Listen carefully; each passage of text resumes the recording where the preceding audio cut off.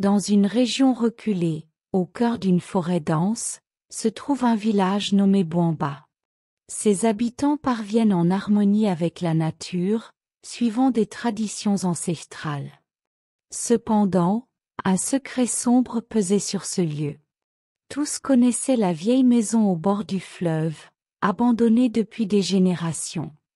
Elle était habitée par des murmures, et ceux qui s'y aventuraient ne revenaient jamais. Un jour, Hadiza, une jeune femme courageuse, revint au village après avoir vécu plusieurs années en ville. Elle était fascinée par les récits que les anciens racontaient au sujet de la maison. Sa curiosité, bien qu'innocente, était mal vue par les villageois, qui la suppliaient de ne pas chercher à en savoir plus. Mais Hadiza, qui avait toujours rejeté les superstitions, décidait de percer le mystère. C'était une nuit de pleine lune lorsqu'elle s'approchait de la maison. Les murs, faits d'un mélange de bois noirci et de pierres usées, semblaient vibrer sous la lumière lunaire. En entrant, un froid glacial la saisit, malgré la chaleur de la saison. Le silence pesant était interrompu par des bruits légers, comme des pas dans les étages. Elle sentit une présence, mais lorsqu'elle se retourna, il n'y avait rien. Pourtant, une voix faible murmura son nom. Hadiza monta les escaliers grinçants, son cœur battant de plus en plus vite. Les marches semblaient s'étirer, comme si elle la conduisait vers un autre monde. Au sommet, elle trouva une porte entrebâillée. À l'intérieur, une chambre où le temps semblait s'être arrêté. Un lit en bois couvert de poussière, un miroir fissuré, et des poupées artisanales au visage utilisé. Une poupée, plus grande que les autres, attire son attention. Posée sur une chaise, elle semblait presque vivante. Hadiza ressent une étrange connexion avec cet objet. En s'approchant, la poupée ouvre les yeux. Pétrifiée, elle recula tandis que la poupée prononçait des mots incompréhensibles. Puis elle se mit à rire, un rire strident qui résonna dans toute la maison. Hadiza s'enfuit, mais à chaque pas, il lui semblait que les murs se resserraient autour d'elle. Les ombres dansaient, prenant des formes humaines qui murmuraient des prières inversées. En atteignant la porte, elle se rend compte qu'elle ne pouvait plus bouger. Ses jambes étaient lourdes, comme si des chaînes invisibles l'empêchaient de fuir. Le lendemain matin, les villageois la retrouvèrent assise devant la maison, ses yeux fixant le vide. Elle ne parla plus pendant plusieurs jours.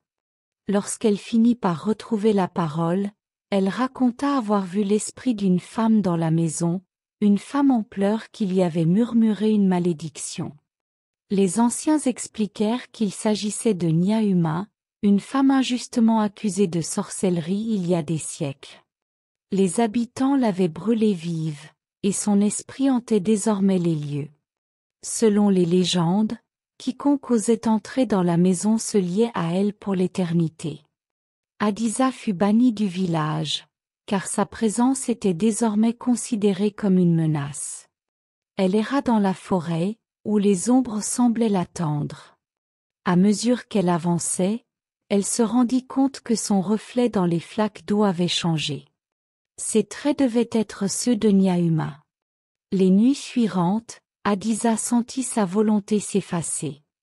Nyahuma prenait peu à peu le contrôle de son corps. Elle entendait des voix dans sa tête, des cris et des prières pour venger son supplice. Mais une nuit, en rêvant, Hadiza vit une petite fille, vêtue de blanc, qui lui tendait une amulette. La fille explique que cette amulette était le dernier vestige de Nyahuma avant sa mort. Si Hadiza pouvait la retrouver dans la maison, elle pourrait libérer l'esprit de la malédiction. Avec un mélange de peur et d'espoir, Hadiza revient à la maison une dernière fois. La demeure semblait encore plus oppressante. Les murs suintaient un liquide noir, et des bruits de chaînes résonnaient dans chaque pièce. Hadiza sentit des mains invisibles effleurer ses épaules, comme pour le détourner de son objectif. Après une longue recherche, Elle trouva l'amulette cachée sous le lit. À l'instant où elle la toucha, la maison s'ébranla. Des hurlements surgirent de toutes parts. Elle courut, serrant l'amulette contre son cœur, et sortit juste avant que la maison ne s'effondre sur elle-même. Lorsqu'elle ouvrait les yeux, elle se trouvait au bord du fleuve. Les voix s'étaient tues. Dans l'eau, elle vit le reflet de Nyahuma, qui lui souriait avant de disparaître à jamais. Hadiza revint au village, changée.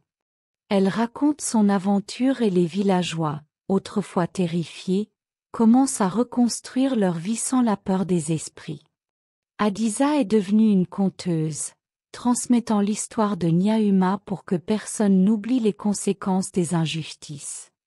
L'histoire d'Hadiza et de Nyahuma est devenue une légende dans toute la région. Les anciens du village, qui avaient autrefois regardé cette maison comme une source de malheur, commencèrent à voir les choses autrement. Hadiza avait fait preuve d'un courage que peu auraient osé démontrer, et son geste avait libéré non seulement l'esprit de Nyahuma, mais aussi les cœurs des villageois emprisonnés par des siècles de peur. Hadiza, cependant, portait encore les marques de son expérience. Elle faisait souvent des rêves dans lesquels elle voyait Nyahuma danser au clair de lune, entourée d'une lumière apaisante. Ces visions lui donnaient la conviction que l'esprit de la femme était enfin en paix. Cependant, la forêt elle semblait même parfois murmurer son nom, comme un rappel du lien étrange qui s'était formé entre elle et le monde spirituel.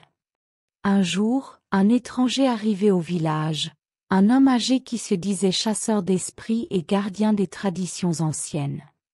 Il avait entendu parler de ce qui s'était passé et souhaitait en apprendre davantage. Hadiza, curieuse de comprendre les symboles qu'elle avait vus dans la maison, accepte de partager son histoire. L'homme, connu sous le nom de Baba Kofi, explique qu'il existait des lieux comme la maison de Nyahuma dans tout le continent.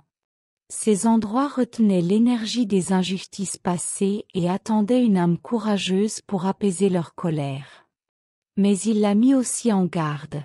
Les esprits des anciens pouvaient se montrer reconnaissants, tout comme ils pouvaient devenir jaloux. Baba Kofi offre à Hadiza un autre talisman, un pendentif en ébène orné de motifs complexes. Cela te protégera des esprits qui voudraient te réclamer, dit-il. Mais souviens-toi, ce que tu as fait n'est pas seulement un acte de bravoure. C'est un rappel que nous devons toujours nous souvenir de notre histoire.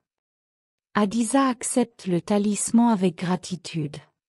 Elle réalise que son rôle ne s'arrêtait pas à avoir libéré un esprit. Elle devait devenir la gardienne des récits du passé, une voix pour ceux qui n'en avaient plus. Elle entreprit alors de voyager dans les villages voisins, partageant l'histoire de Nyahuma et apprenant d'autres récits de magie, de tragédie et de rédemption. Chaque nuit, en allumant un feu pour rassembler les gens, Hadiza voyait les enfants s'approcher, fascinés par ces mots. Les anciens hochaient la tête, approuvant ces récits et se rappelant leurs propres ancêtres. Ce que beaucoup avaient vu comme une malédiction devenue une source de réflexion sur les erreurs du passé et les moyens d'éviter de telles souffrances à l'avenir. Au fil des années, Hadiza est devenue une figure respectée, presque mythique. Certains disaient qu'elle avait été choisie par les esprits, d'autres qu'elle était simplement une femme dotée d'un courage hors du commun.